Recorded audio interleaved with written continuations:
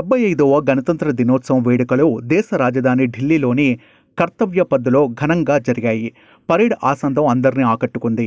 మన సైనిక శక్తి తన సామర్థ్యాన్ని ప్రపంచానికి చాటింది. ఈ సందర్భంగా ప్రముఖ పారిశ్రామికవేత్త స్పందిస్తూ ఒక సైనిక కవాతు వీడియోను పోస్ట్ చేసి, ఇతర దేశాల సైన్యానికి నాదొక వ్యక్తిగత సలహా, వీళ్లతో ఎప్పుడూ పెట్టుకోవద్దు అంటూ శత్రు దేశాలను ఉద్దేశిస్తూ సున్నితంగా హెచ్చరించారు.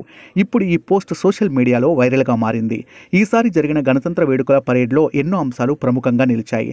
తొలిసారిగా పూర్తి స్థాయిలో త్రివిధ దళాల నారీమణులు సైతం చేసిన కవాతులు, విన్యాసాలు విశేషంగా ఆకట్టుకున్నాయి.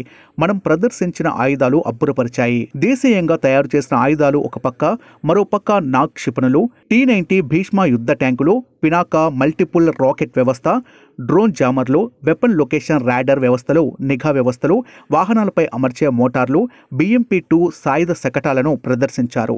భారత్ తన సైనిక శక్తితో పాటు నారీ శక్తిని ప్రపంచానికి చాటి చెప్పి యావత్ భారతావని గర్వించేలా చేసింది.